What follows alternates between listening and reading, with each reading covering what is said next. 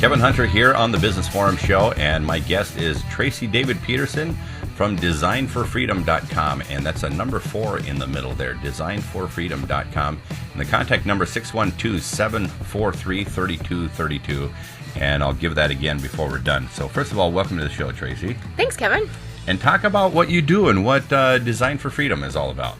Well, Design for Freedom is a national success coaching firm that helps people overcome fear, indecision, procrastination, the things that we would love to believe that none of us are challenged with, but most of us encounter on a daily basis. And so that's what we do, is really help people in those areas and be able to get them into a life of promotion. Mm-hmm.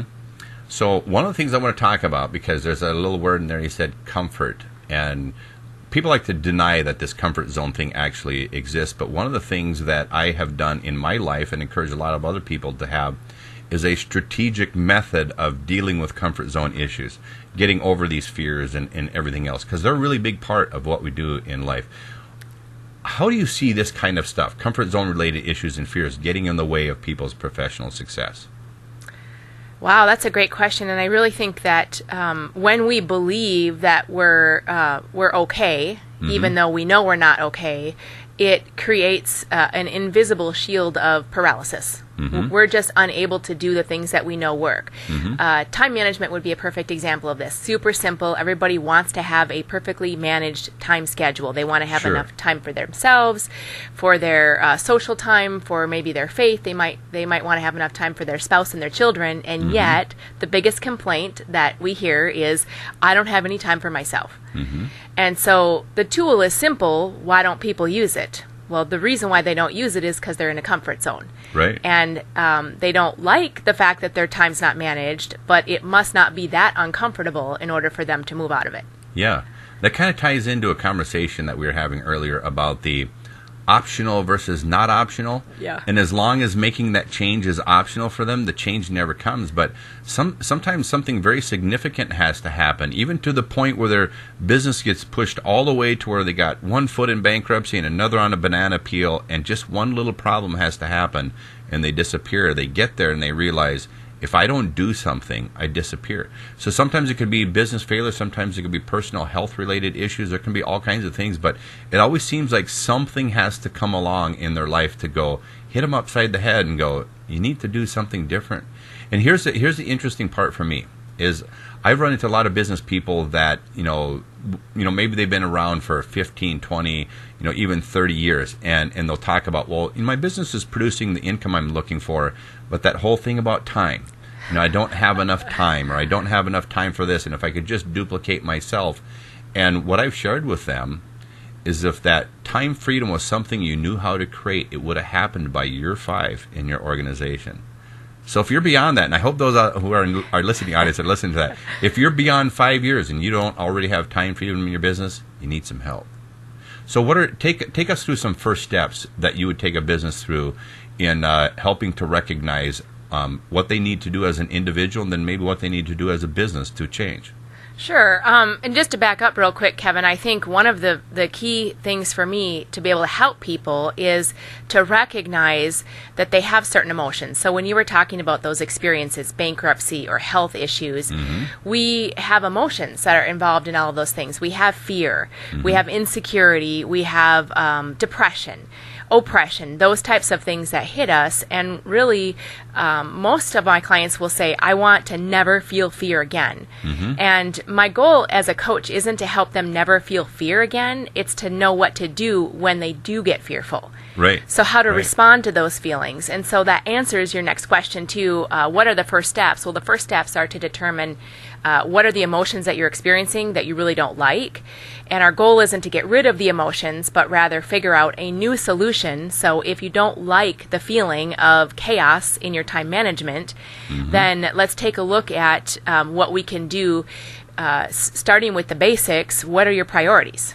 And so we're going to go through a client profile with clients, whether they're an individual client or a corporate client, and we're really going to determine what do they want their business to look like, time-wise, financially, relationally, what do they want their lives to look like? What do they want their businesses to look like? So if they want their business to run 60 hours a week, then what 60 hours do they want that to look like, and when do they want to do it, and who's going to do it? So really taking them through the basics.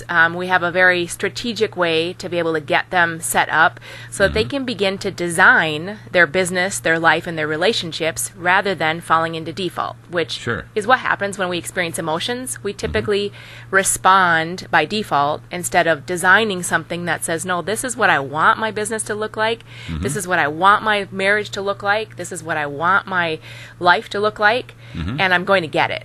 They have no picture for it, and so they're falling into default. You know, we talked to a lot of business people about understanding who they are in terms of an individual, their personalities and their tendencies, as well as people in their organization, and then figuring out a way to embrace those differences.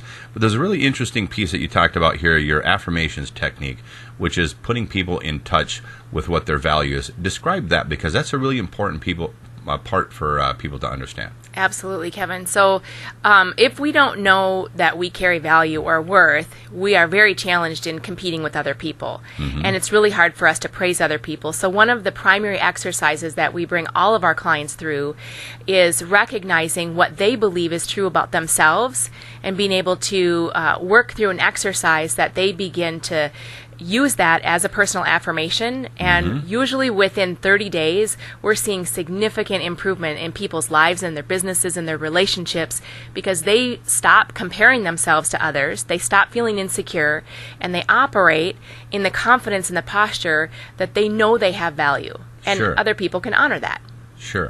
So we have about a minute left here. If you could rewind the clock in the coaching career that you've had, is there any advice that you'd give yourself or for anybody in that profession of things that you might have done differently if you had known then what you know now? Wow, that's a great question in a minute.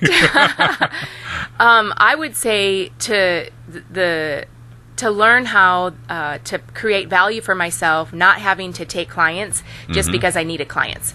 But really be able to maintain a posture of working with the ideal client and not compromising on that. And I think as business owners, we all need to learn that we're worth saving ourselves for the person that we really want to work for and with, rather than compromising in the beginning. So I would coach myself that way. Yeah. You think of all the business people out there when you ask them who their ideal client is, and they'll say, everybody. Well, not really. Kevin Hunter with Tracy David Peterson here on the Business Forum Show. You can find her on the web at designforfreedom.com. Again, that's designforfreedom.com. And the contact number is 612-743-3232. Kevin Hunter here on the Business Forum Show. Thanks for listening.